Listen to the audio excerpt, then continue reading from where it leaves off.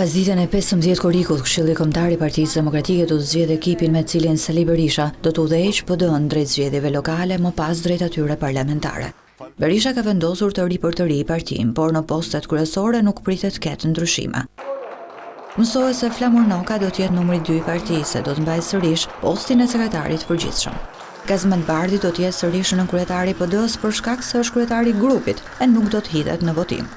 Pritet shihet nëse Agron Qekmarkaj do të ruajë apo jo detyrën e nënkryetarit Partisë Demokratike, meqense është nënkryetari i parlamentit. Në gara për postin e nënkryetarit do të hyjnë Luciano Boçi, Belin Klliçi, Klevis Balliu.